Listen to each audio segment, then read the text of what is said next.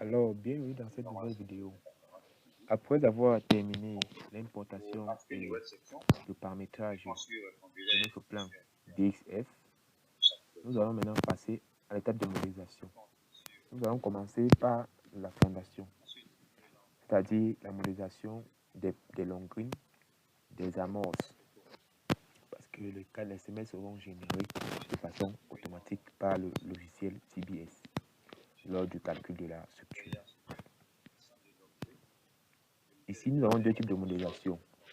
La modélisation manuelle qui consiste à créer la section du poteau, par exemple, et venir placer sur le plan. Et la méthode automatique qui consiste à convertir les calques en objets.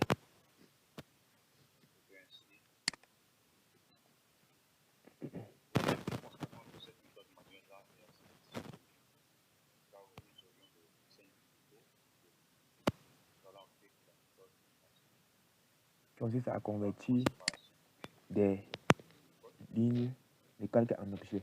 C'est-à-dire quoi? Étant donné que dans AutoCAD, nous avons créé des calques pour chaque élément de structure, à savoir les poteaux, nous avons la possibilité de convertir ces calques poteaux-là, directement en objet poteau dans ce logiciel. C'est ça la méthode automatique. Pour ce faire, nous allons cliquer dans l'onglet, sélection de couches. En tapant sur la touche espace du clavier, nous avons tous les objets de notre logiciel. Ici, nous avons les couches. Ça, il s'agit des différents calques du projet des 5D. Alors, nous allons tout décocher et nous allons cocher uniquement les poteaux. Nous allons juste cocher les calques poteaux que voici. Appliquer. Fermer.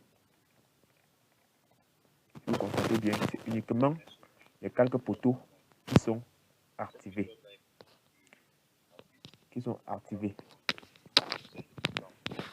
Maintenant, nous allons cliquer. Nous allons d'abord sélectionner ces éléments.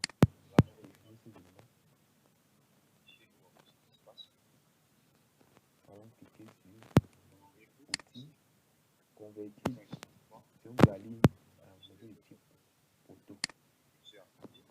Et bien clic, vous constatez que tous nos poteaux ont été générés. Vous pouvez visualiser ici, dans la barre de dialogue. Tous nos poteaux ont été générés.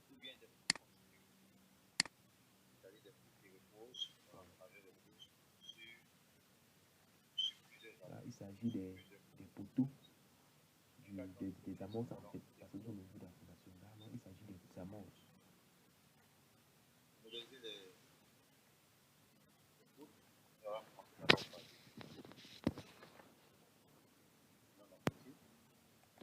Après avoir modélisé les poteaux, nous allons maintenant afficher d'autres objets de notre structure.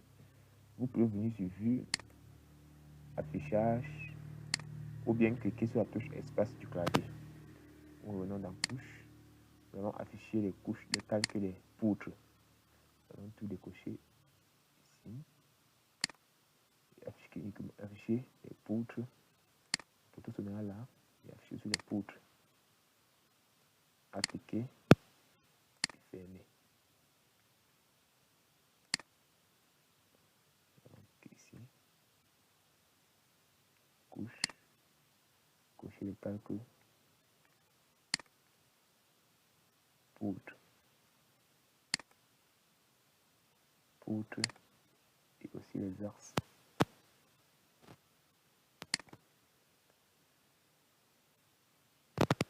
Là, il s'agit des différents longueurs du plan de formation. Fermer. Cliquez fermer.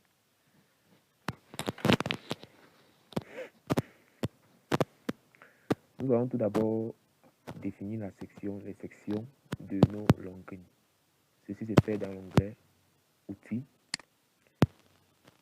base de section.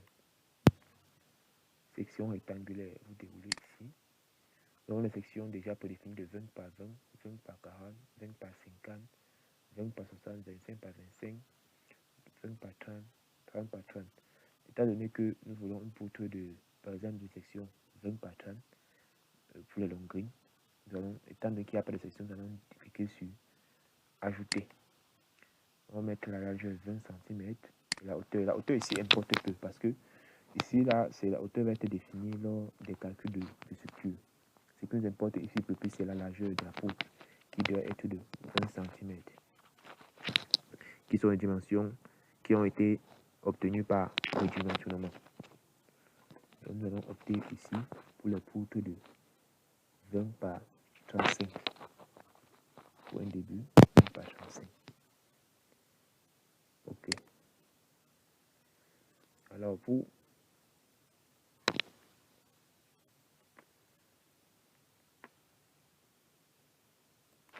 après avoir défini les sections des poutres, pour modéliser les poutres, nous allons venir ici dans l'onglet Objet, Poutre.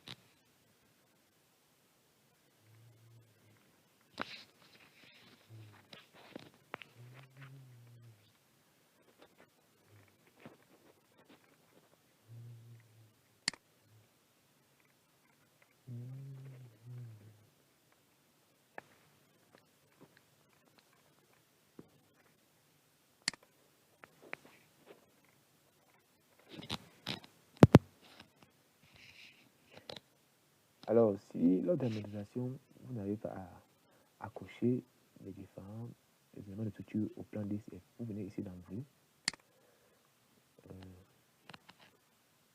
dans Édition, Accrochage. Vous vous rassurez que Objet graphique est bel et bien coché. Accrochage d'objet graphique est bel et bien coché. Ça vous permettre à ce que les éléments de structure puissent être accrochés, puissent s'accrocher au plan DXF.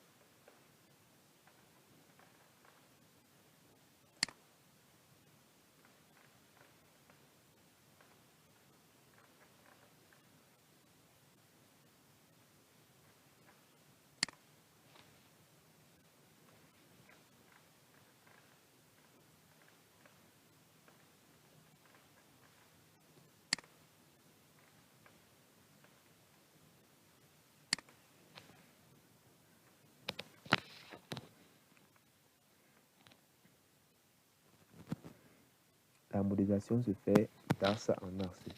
Et il faut s'assurer que tous les poteaux sont alignés. Les axes des poteaux sont aussi alignés avec les axes des poutres. Sinon, le logiciel va signaler des erreurs de modélisation. Donc, bien s'assurer dans le plan d'étude depuis AutoCAD que tous les poteaux sont axés avec les poutres.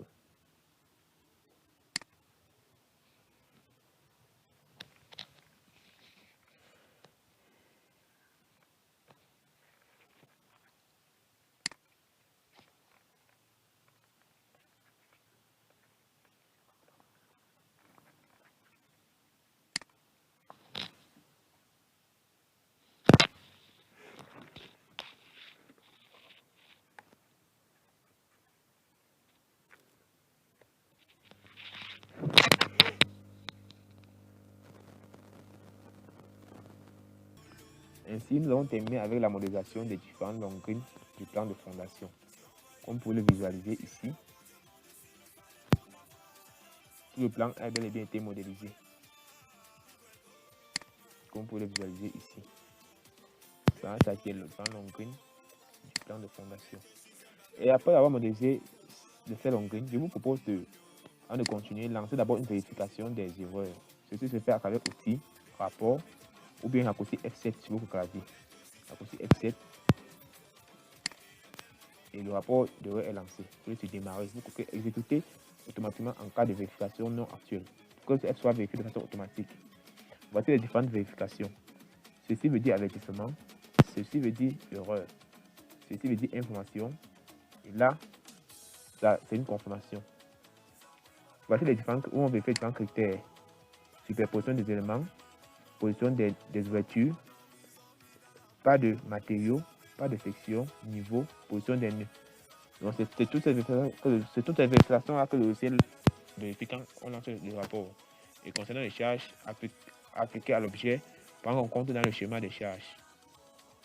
Tout. Et OK.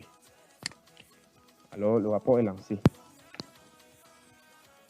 Alors le travail est bon. Nous avons nombre d'erreurs 0, 0, nombre d'avertissements 0, 0. C'est-à-dire que tout est bien à sa place. Tout est OK. Alors, je vous remercie d'avoir suivi la vidéo jusqu'à la fin. Et on se dit à la prochaine pour la modélisation des poteaux du rez-de-chaussée ainsi que les poutres du rez-de-chaussée. Je vous remercie.